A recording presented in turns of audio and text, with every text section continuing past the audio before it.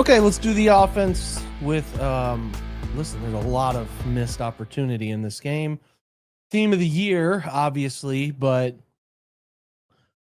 I think there was still some encouraging concepts from Rees here in this one.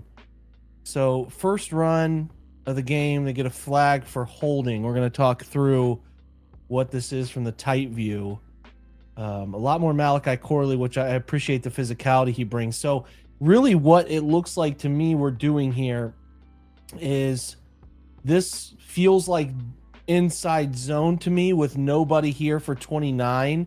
So I think you're anticipating two pathways here. And whenever a football bounces outside, you do run into the risk of a player on the edge, whether it's here or here, holding, right? It's always a possibility. So when this ball bounces, you have to have an advanced feel here from Robinson, who's been in the league long enough to know you got to let go right here. I still think it's a little ticky-tack because I think the hands are inside, but it does get called, which is a bummer because that's a good start. It's a good run. It's a nice first play. In and out motion, they're trying to unfold. And you see teams do this in and out. They're trying to unfold if a linebacker goes with them or bumps or exchanges. And they did a pretty good job of disguising this stuff still, which is obviously, I think, an effective method to get teams to waste time. Like, you want to disguise, you want to just show who's going to go with who and give away coverage, right? Give away different looks. So they do a nice job. Now, here's, I think, what they're trying to run a little fold action right here, climb up to the linebacker they expect to be filling here. But this safety creeps down into the box and creates a problem at the point of attack. Now, as you see this unfold, if you get everything the way it's supposed to be, because obviously you're going to have to take care of 27 at the point of attack, we don't have an answer for 44. So what you would like to do is hug this a little wider and try to make it so that 44's pathway is maybe congested and he over pursues. Obviously, this is the right problem for the Jets. I mean, it's the right solution for the Jets defense to be gapped out here. So obviously it's a advantage to the defense on this because you will see there's nobody for 44. The biggest problem on why you can't run what I'm talking about here, which is try to be through here as a read, is that Wyatt Teller against Harrison Phillips just gets embarrassed. So if you can't get this down block from your guard, this play has no chance, period, because then you have to cut into the direction of the unblocked linebacker and there's nowhere to go. So an execution problem from the right guard more than the defense scheming up, even though they were in the right defense scheming up an answer. So now we're getting a 6-man front potentially, right? So you see 3 here. We see 3 here. I don't know why we wouldn't just base this because you have enough to block it. So I don't know why they wouldn't just base it. They decide to slide protect it. Away from the most immediate down pressure. So you give your center turn here. Everybody's turning here. These two are based up here. I don't know why we wouldn't to handle the 5 down look, because you do have what I mean by 5 down is 5 here, right? Obviously he's an off-ball backer. He can blitz, but he's blitzing from depth. So I'm not as concerned about a player blitzing from depth. So I don't know why we would, on this one, I'm not sure why we would slide left, because it leaves an unopened or an unblocked man in the surface pressure. So to me, this is a right side slide where your hands here and then trying to get across, right? Pass this off, one-on-one this right here, right? And then if there's a delay blitz, we have time to be able to throw off of this, versus if you just let 44 come through untouched, I don't love it. This just isn't a clean protection call to me versus this look. I don't know why we would turn to face. I understand there's a 1 tech right there, but the danger is these two in here with this look right here. So there are probably some folks a little more versed in how this should be blocked up. To me, it should be a center turn right for the Mike to 44 So I don't like how they went about this. It leaves them exposed, and it's an inaccurate throw. All right, 3rd and long now. We're going to try to get back to this little tight end screen. You're going to see Harold Fannin right here sell outside and come back. They ran a variation of this with Malachi Corley against Miami for some nice success. I don't know if Fannin even saw this coming. The timing of it is really bad. Because in theory, we should, like, Fannin needs to be a little slower. Probably Fannin needs to be a little slower, because then it allows us to clear it out a little bit more, because you can get something on that play. It's a pretty disappointing outcome. So 2nd drive now, you get it back on your 5-yard line. We're going 3-by-1, nub tight end. What I mean by a nub tight end is a tight end in a 3-point stance in man on the line of scrimmage. That's what they call nub tight end, solo tight end. So 3-by-1, motion from Fannin, in, back, set. We're going to try to just get downhill and run duo. Nothing there. Let's see where it goes wrong. This could be tight zone 2. Yep, it's just tight zone. Don't really displace. And then the Jets obviously fold in. By the end of this, 8 guys into the run fit. So they're gapping them out. 2nd and 9. Back to a little bunch, 3 tight ends. We got 2 guys down here trying to communicate. I felt like Harold Fannin didn't know he was going all day on some of this. And really just some communication stuff across the board of guys knowing where to line up. Like, watch, I'm drawing your attention right here. These 2 trying to sort out who's going where and when. You can see Njoku and Fannin are still talking. Njoku's now telling him, hey, man, you go in motion. Am I going in motion? No, you're going in motion. I'm going in motion. Okay. So now he's in motion, trying to chip. And it's fine, right? Works out. We get a little quick hitch to the left side. But it's just kind of, again, lessons in how well prepared are these guys to get out and run plays. Like, you can see him again, like, who's in motion? You're in motion. No, I'm in motion. You're on the other side. This is their full-time job, by the way. And then Njoku completely misses the guy blitzing off the edge. Nice job, really nice job by Judkins here, coming all the way across to save his quarterback on this one. It's a great pickup. It's a great pickup. All right, more of that in and out motion. We see the linebacker follow him, see 44 jump out with him.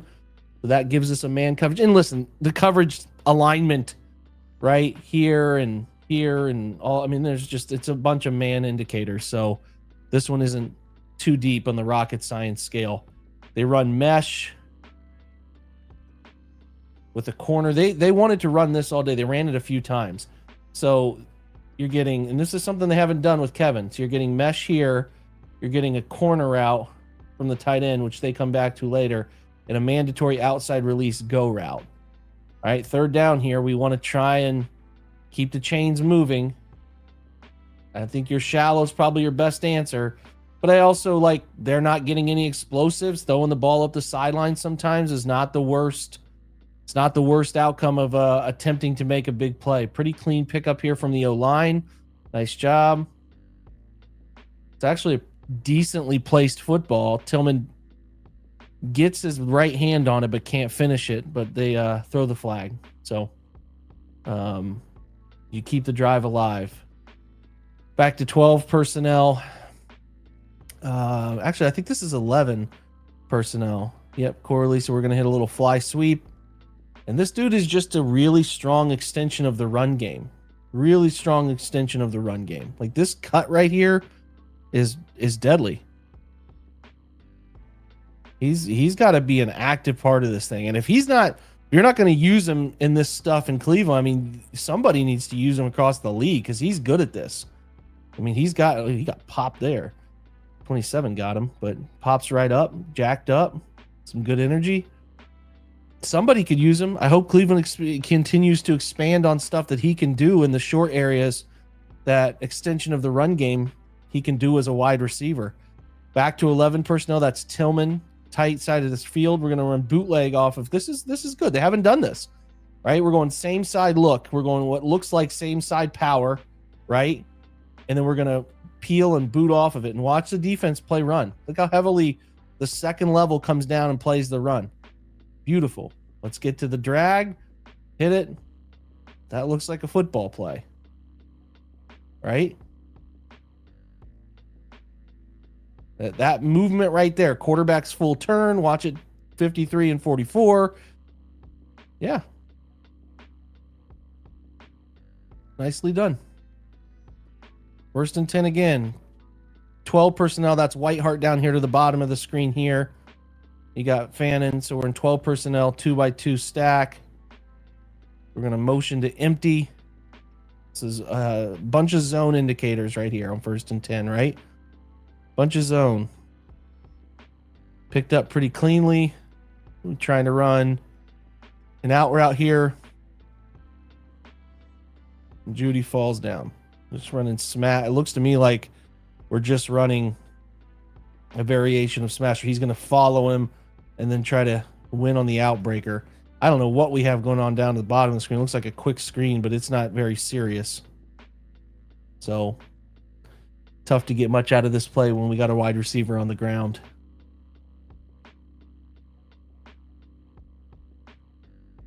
Pretty good protection up front. Nice job from Conklin on the right side on that one. Second and 10. 11 personnel back under center. Corley gonna sell the fly motion. Hey, we're actually building off of it. Let's give them something to consider, right? Let's hold down this backside linebacker, right? Let's hold down this backside end a little bit by snapping it somewhat close to when he's in motion. And we run split zone. Get a nice cut off of it. Look at that. Actually layering some things together. Good cut by Q right here. Boom. Get down. Get downhill right away. Good job. Nice job from Teller turning 72. Good run. 3rd and 4. Let's see how they come out. Is Judy just on the wrong side? Yeah, it looks like he's on the wrong side. Trying to get the play.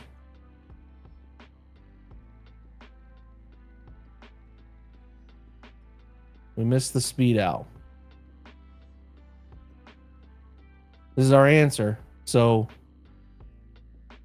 I don't know what we're looking at here because this is winning against man coverage. This ball should be thrown. We can throw it here or here, but on 3rd and 4, let's throw it right now. Are we seeing it? What are we waiting on? You do pick it up with your legs, but that's, again, not a very clean process. Nice job by the left side here, passing this off. It's not common for these guys, but they pass that one off pretty well. Let's throw the speed out when it's open, though. Let's not rely on something else. 1st and 10. All right, we're back in 11 personnel. There's that same side downhill. Okay. Just base block it. Climb. Right there. Teller, just finish your block. 3 yards. 2nd and 7. We got it again. Coming up to the line. Quinchon's confused about what's going on. Quarterback's talking to him. Trying to get set up in 11. Going to get Larvadane. We're going to use that motion to make him bump. And then we're going to go boot, roll, same side off of the reverse out. And that does just enough to hold down that linebacker and let David come open. I'd like to keep David running upfield and not having to turn around for it. But that's asking for some, that's nitpicking here a little bit, right? Just enough to find a way into the end zone. So nice concept. Now, next possession, 13 personnel. Bunch of big bodies on the field. We're going to play action off of it. Hit the dig. Dig is open. Throw it. Throw it. It's sitting there. What are we waiting on? We got tight end under, tight end corner. I believe we got a vertical route here. We got a dig. Okay. And then we have one more route coming underneath. Let me see who's coming underneath. It's the back. Okay. So here, shallow, corner, takeoff. So let's read this out together. All right, 1, 2, 5, 6, 7. Now at this point, if we're reading right side, okay, I need to understand who's playing down to take away this corner route. If nobody takes it away, I'm good with throwing this, right? If you want to throw this quick, you can throw that quick. But if you want to get to your left side, this dig is wide open. And honestly, as you work, like, this is just backside guessing. He wants to go to the front side, which does come open late right here, right? Because this corner turns to play Whiteheart. I mean, honestly, Whiteheart is, at this point, wide open up the right sideline. So as we punch out 1, 2, 3, 4, 5, if he's looking right side, which he's clearly not, he's got here. And then if you're coming back left, here. As it continues to unfold, you can even get to the corner route, right? But I don't know what the process is that leads us to that throw right there immediately. Just we got options, man. Let's watch his helmet here under center. 3, 4, 5. So he's looking right. I mean, this is a clean pocket. You're stepping into pressure here. Slide to your right. Slide to your right. Slide, reset over here. You got this route. We already talked about the route out here by Whiteheart. I'm even okay with getting to this ball right here for a short gain. But really, if you just take care of the process, you have the dig coming open. But look at him kind of working himself into the pressure. That's a chunk play. They should have had a chunk play there. You should have had a chunk play. 3 by 1. Backside slant. Doesn't win. Actually got a pretty good setup to throw the screen left side. You got to be sure you're going to win these. You're just going to pick the slant and throw it no matter what. All right, let's see what we got situationally here. It's 3rd and 10 now. 2 by 2 out of 11. Personnel. Route-wise, we have... I think we're supposed to get a clear out here and a dig. Tough to totally tell. What I think is happening here is a rail route out of the backfield. I think we're getting a dig here with a clear out dagger looking concept to the left side that he's reading out. And then you're going to get a shallow from Judy off the backside as a next answer.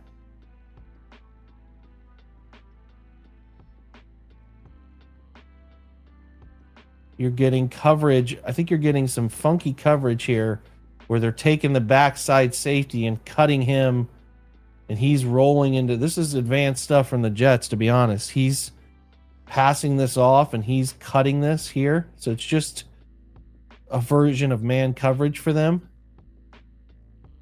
I mean, you can take the running back one-on-one here.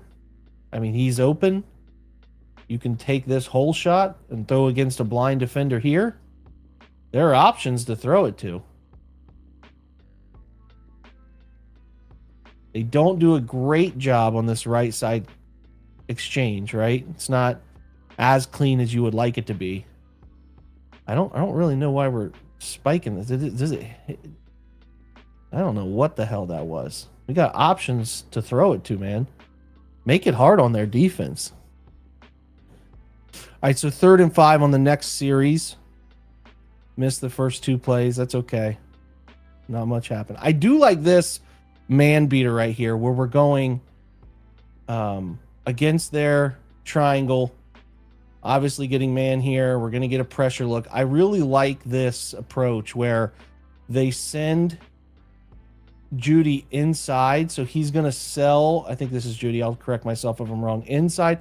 and then he gets vertical again and gets back out. This is actually a fun off-man beater. Watch him go in, and that brings the outside corner in for what he expects here, but then he gets vertical again right here and then gets back out to the sideline. I actually really like that concept. And it's a good delivery by Gabriel given the context of the pressure set up in front of him on this one. They turn to the right spots. The right guard's getting driven back into his lap. Gets that one out. Cam Robinson gets hit with a spin move that leaves him over here reaching for air. Good delivery, but that's a great man beater. I like that wrinkle. I like it a lot. 1st and 10.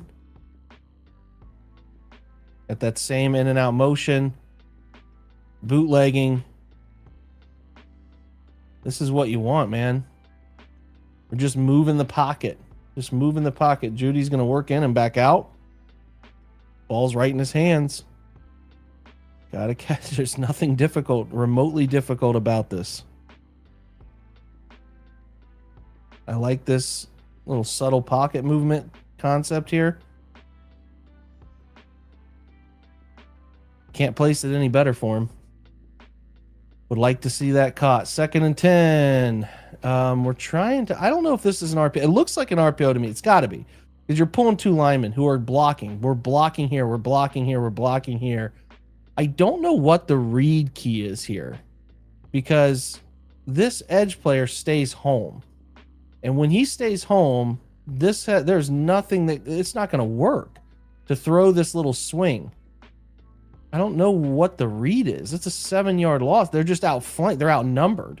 Because if you could send him here, you have a chance. But the ball is snapped quickly. So, like, there's no motion gives him a head start in this direction.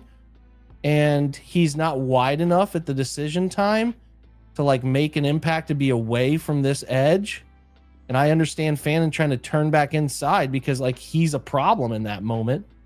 I don't like that design. I think you got to have some motion before the snap or something that helps with that. But that's a brutal 7-yard loss. We should run this. I mean, I don't know why we're not running it. And that, given the look that the Jets gave, if it's an RPO, then it's pretty wild to not be an RPO there.